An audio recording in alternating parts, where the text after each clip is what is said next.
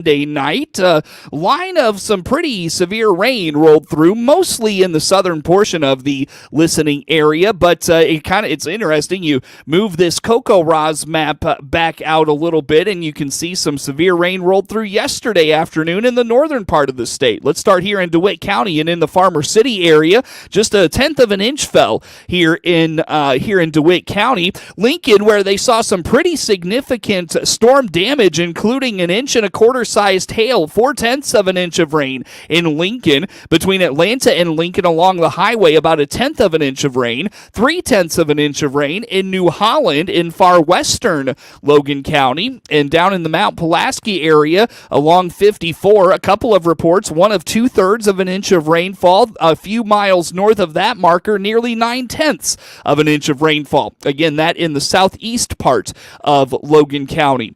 Along the highway in northern Macon County, south of Oriena, about 3/4 of an inch of rainfall reported there. Where Logan, Macon, and Sangamon counties meet, just a trace of an inch of rain. Between Warrensburg and Latham, just south of 121, about a tenth of an inch of rainfall from the last few days. Bloomington Normal received between a fifth and a quarter of an inch of rainfall yesterday. About a tenth of an inch of rainfall fell in the Leroy area, and a tenth of an inch of rain just north of Bellflower along 54 in southeast McLean County yesterday. Champaign-Urbana got a trace of rain yesterday, less than a tenth of an inch of rain in the Mahomet area of Champaign County, and less than a tenth of an inch of rain in St. Joseph in far eastern Champaign County from yesterday. About a tenth of an inch of rain in the northern portion of Moultrie County between Hammond and Lovington from those rains yesterday. About a quarter of an inch of rain in Peoria, nearly a quarter of an inch of rain in Morton, 2/3 of an inch of rain in the Washington area, all in northern Tazewell County. About a quarter of an inch of rain in Metamora in Woodford County. A third of an inch of rain between Minonk and El Paso yesterday. In El Paso, they received 3/4 of an inch of rain. A point in Marshall County, about an inch and a tenth of rain from yesterday. And again, I mentioned the farther north you go, the more rain we got. 2 6/10 inches in Ottawa in LaSalle County. 2.5 inches of rainfall in LaSalle in far western LaSalle County from yesterday. Chicago area got about 2 inches plus of rainfall in some parts of Morris and Grundy County from yesterday as well. So again,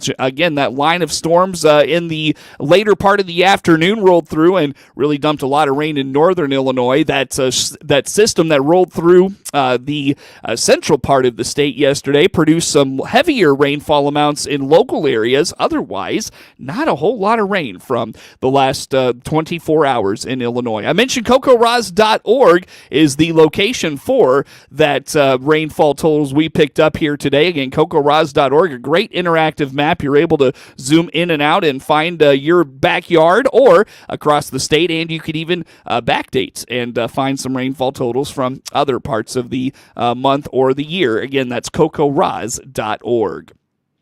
All right, let's get to the news here on this Monday. A Central Illinois mental health professional is anxiously awaiting the results of the Illinois Youth Survey, which is wrapping up in Illinois.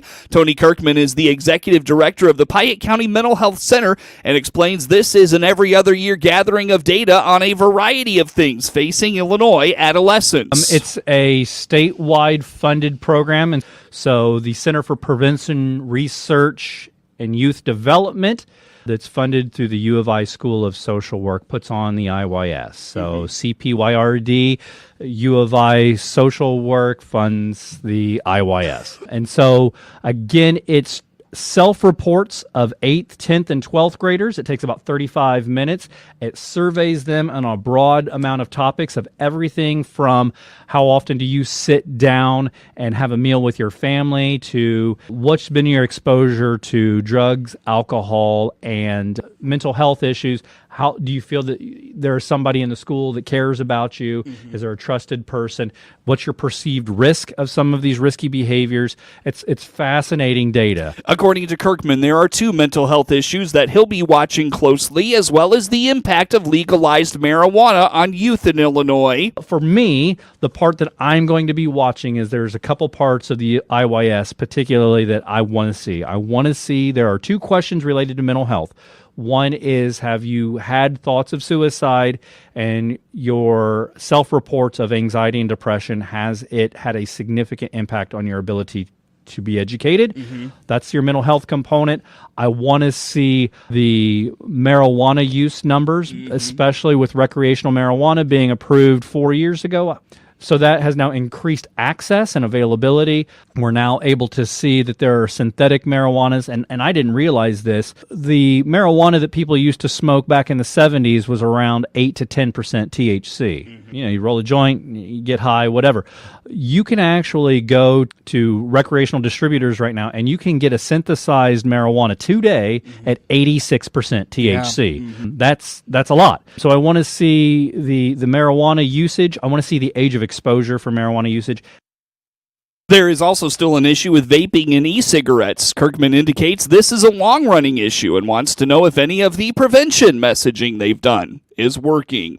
Get news anytime at DeWittDailyNews.com. Serpro of Piatt DeWitt Counties, the leader in fire, water, and mole restoration, is proud to continue its exclusive sponsorship of the WHOW Clinton Maroon Player of the Game, announced at the end of every Maroon sports broadcast. Our WHOW announcers will select that night's WHOW Serpro of Piatt DeWitt Counties Clinton Maroon Player of the Game. They'll be highlighted in each WHOW Maroon postgame broadcast and get a certificate from WHOW and Serpro of Piatt DeWitt Counties. Find out all the services Serpro of Piatt DeWitt Counties offers by clicking their icon at DeWittDailyNews.com.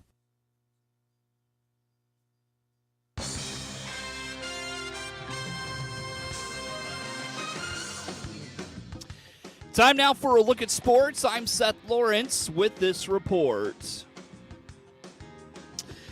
Caden Rose pitched 1-run ball into the 7th inning, leading Maroa-Forsyth over Neoga 5-1 in non-conference high school baseball action Saturday in Neoga. Rose struck out 4 in 6 1/3 innings. The junior permitted 5 hits and a walk.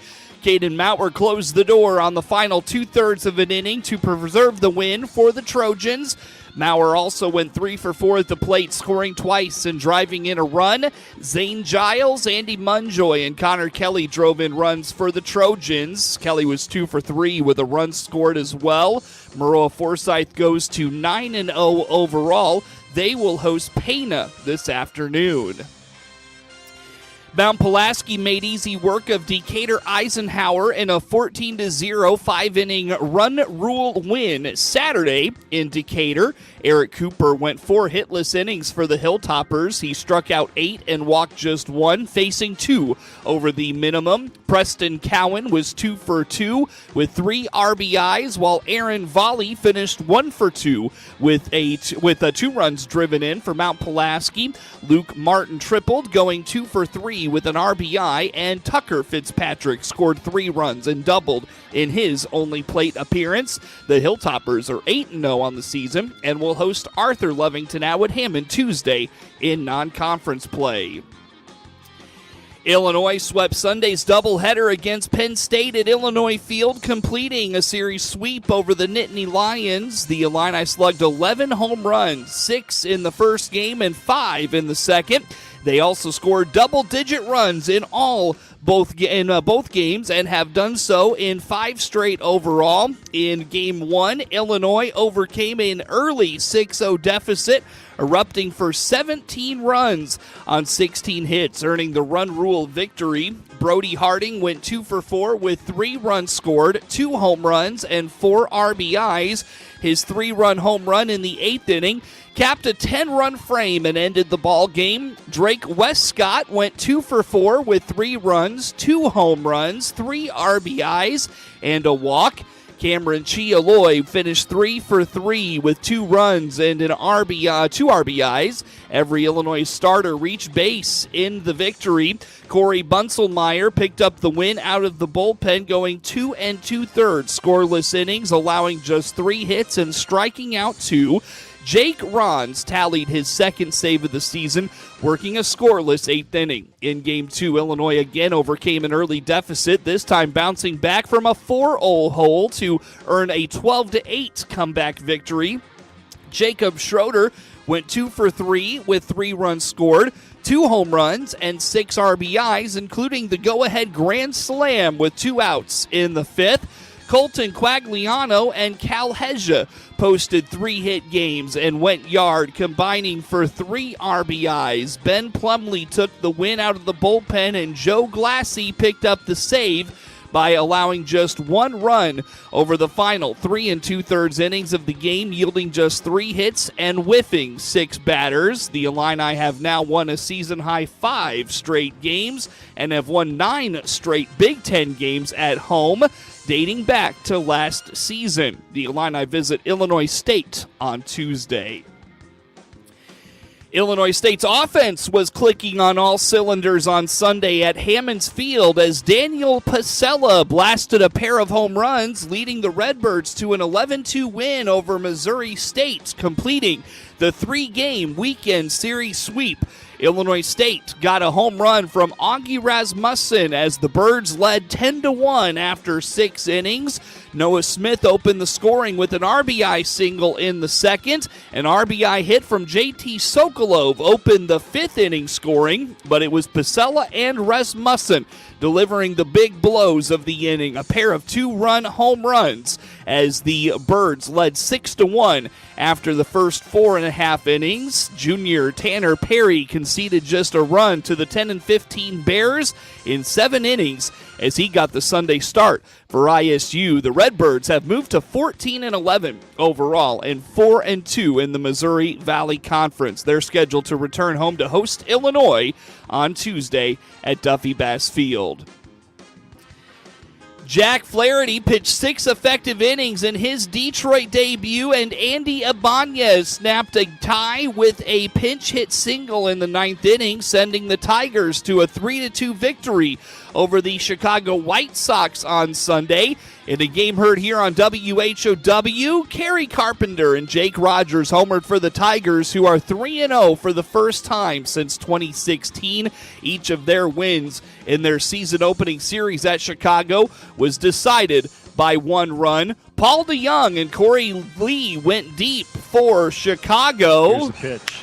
DeYoung drives it the other way in the air deep. It is gonna go off the top of that fence area, and it bounds over the bullpen, and we're tied at 2. Motions and throws, and Lee hits one a ton left center, and it is gone. Corey Lee makes it 1-0. Eric Fetty struck out 7 and allowed 5 hits in 4 2/3 innings in his White Sox debut. And the pitch, he got him. Boy, that sinker started off the outside and it ended up right on the corner. 2-2. Swing and a miss. He got him on a splitter for strike 3. The stretch, and the next 3-2. Baez swings and misses on a sweeper. 2-2. Swing and a miss, strike 3. And that's the same school that Bryant went to? The right-hander signed a $15 million 2-year contract in December after pitching in South Korea last season. Tyler Holton earned the win, striking out 4 in an inning and a third. Jake Foley got Andrew Vaughn and Braden Shoemake to ground out to earn his second save. Chris Flexen faces the Atlanta Braves and right-hander Charlie Morton tonight. Flexen signed with Chicago in free agency. Ian Happ tied a career high with 4 hits and drew a tie-breaking bases-loaded walk from Jose Leclerc in a 4-run 9th inning, helping the Cubs beat the Texas Rangers 9-5 Sunday, salvaging the finale of their opening 3-game series. With the score tied at 5, Leclerc walked Michael Busch with 1 out, allowed Nico Horner's swinging bunt single down the third base line, then walked Mike Tauchman. Miles Mastrobuoni grounded into a force out at the plate, but Happ fell behind in the count 1-2 and walked on a full count fastball that sailed wide. Saya Suzuki greeted Jacob Latz with a 2-run single. Cody Bellinger would single in the final run. Hector Neris pitched a one-hit eighth inning. 4 Chicago relievers combined to shut out the Rangers over the final 5 innings on 2 singles and a walk with 7 strikeouts.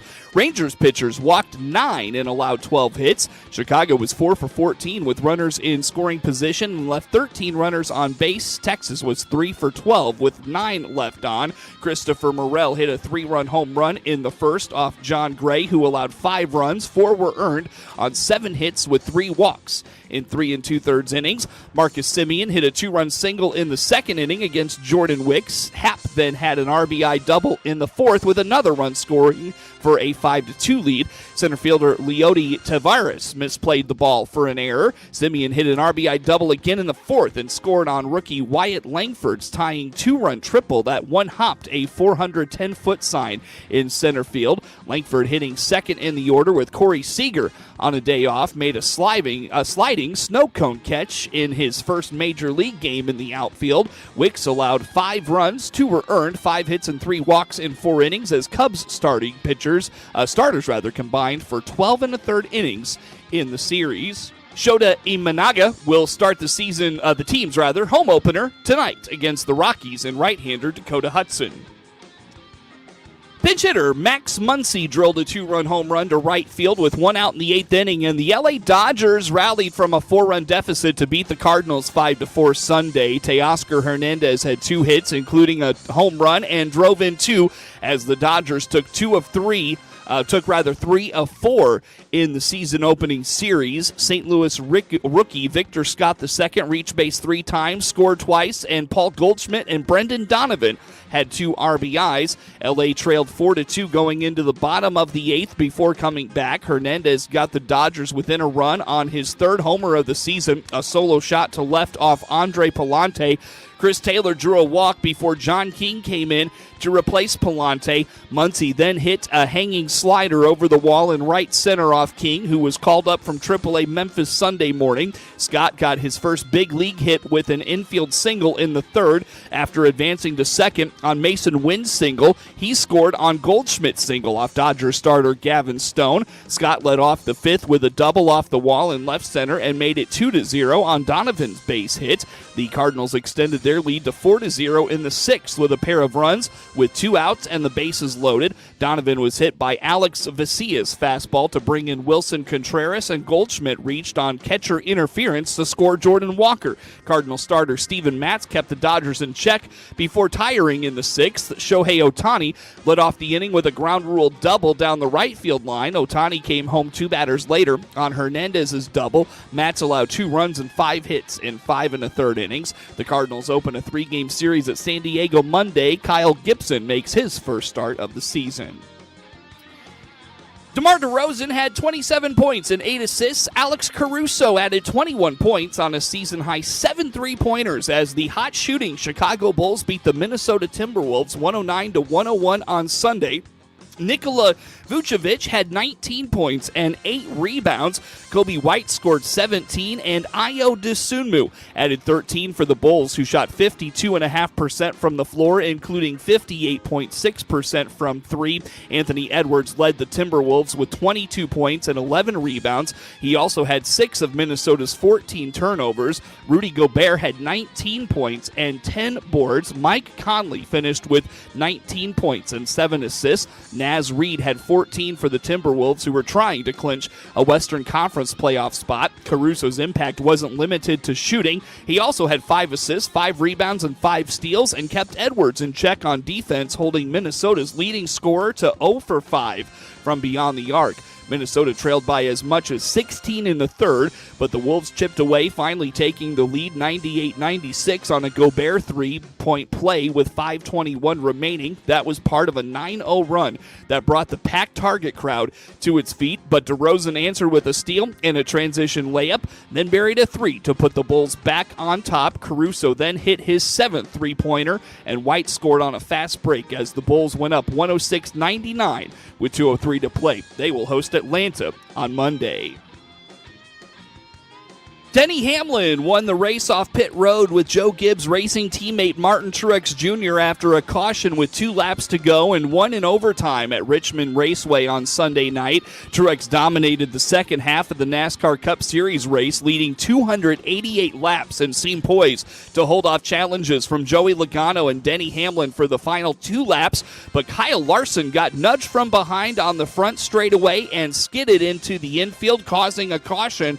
Larson had been fading from contention before the spin. On the restart, Hamlin got a good jump from the inside lane, withstood a challenge from the outside from Truex, and held off his Toyota teammate and 2 other challengers for the surprise victory. Hamlin's win was his 2nd this season, the 5th of his career at what he considers his home track, and the 53rd of his career, but it left Truex unhappy with several drivers involved. NASCAR reviewed the restart and says it was within the rules. The victory pulled the 4 Gibbs Toyota teams even with the 4 Chevrolet teams from Hendrick Motorsports with 3 victories each through the 7 races. Larson, who won this race last year, barely beat Truex off pit road during green flag stops with 65 to go, but Truex. Clinton is set to be one of downstate Illinois' fastest multi-gig cities thanks to Connexus. That's right, Connexus is completing installation of fiber internet in Clinton with residential speeds up to an astounding 5 gig.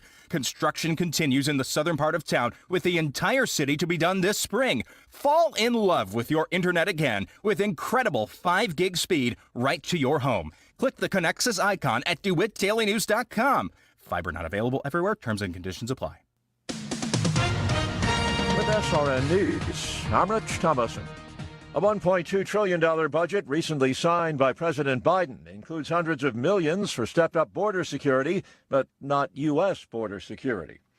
Maryland Governor Moore says the best minds in the world are involved in plans to reopen the channel into Baltimore Harbor and blocked by wreckage of the Key Bridge. Crews have set about the monumental chore of removing the twisted steel and concrete. The eatery in Nashville's Salem Town neighborhood was packed with people enjoying Easter Sunday brunch. 2 men started arguing. One of them pulled a gun. And when the shooting was over, police say 1 man was dead, 4 other people injured. Search for the suspect is now underway. Traffic intermittently moving on a stretch of California's scenic Highway 1. It collapsed during an Easter weekend storm, forcing closure and stranding motorists near Big Sur. More details at srnnews.com. From the newsroom of Regional Radio and DeWittDailyNews.com, I'm Seth Lawrence with this local news update. An above-average temperature signal is remaining strong through the upcoming spring and all the way to the winter. Ed Shimon at the National Weather Service in Lincoln explains the signal has held steady in recent weeks, leading him to believe there's something forecasters are picking up on that will keep temperatures very tolerable as we start April. Above normal temperatures are in there April, May, June, and even May, June, July. So the bulk of the spring, we're seeing plenty of tendency towards above normal temperatures across the entire area here. As far as precipitation goes, there's equal chances of above or below normal precipitation for the spring. So it doesn't look like we're going to see any excessive flooding type situations. The above normal is kind of centered toward the East Coast and east of the Ohio River Valley. So we probably will maybe keep away from some of those drought conditions that can start to develop in your June, July time frame. But yeah, it looks above normal temperatures and probably beneficial rains periodically throughout the spring and even a good part of the summer. According to Shimon, there's currently a deep level of dryness in Illinois, so there's a chance of flash drought with above normal temperatures looking likely this spring and summer. Flash drought can develop quickly, especially since our 100-centimeter soil moisture is really pretty low still. So you've got that deep dryness, not 100 centimeters, 39 inches or so. That deep dryness is still there. If we get 2 to 3 weeks of really very dry conditions and windy, that can start to tip the balance toward flash drought. And, as I mentioned, we already do have, abnormally dry and moderate drought in western Illinois and southern Illinois. So it's not too far just to our west and south. But seeing the above normal close by to the east, it gives me a feeling like, yeah, they're seeing storms nearby, just can't pinpoint them, and I think maybe we'll avoid that flash drought, but we always have to be wary of that. As far as precipitation outlooks, Shimon explains there isn't a strong signal one way or another. Yeah, it's got us in the 33% of chance in each category, above, below, and near normal are just pegging right about there. As far as above normal precip, we may have just a couple of percentages toward that, maybe 35% towards above normal and maybe 31% towards below. So we're just, right in the middle of the road there, which means, we can see, June precip is 4 inches, 4 1/10. July is almost 5 inches. What does May come out at? May is 4 1/4 there too. So, in those late spring and summer months, you're getting 4 to 5 inches of rain. After an up and down temperature last week, April should welcome the consistent above normal temperature signal. Get news anytime at DeWittDailyNews.com. This is staff meteorologist Jennifer Wojcicki with your regional radio forecast. Storms likely today, otherwise cloudy skies expected. Highs level off around 66. Winds out of the east 10 to 15 miles per hour. Storms likely tonight, lows level off around 49. Overcast skies. Cloudy tomorrow, thunderstorms likely 53. Hear weather twice an hour or online anytime at DeWittDailyNews.com. Currently 52. Get WHOW programming live or on demand right there on your desktop, tablet, iPhone, or smartphone when you want it 24 hours a day. Just go to DeWittDailyNews.com. If you want to listen to live WHOW programming, just click the Listen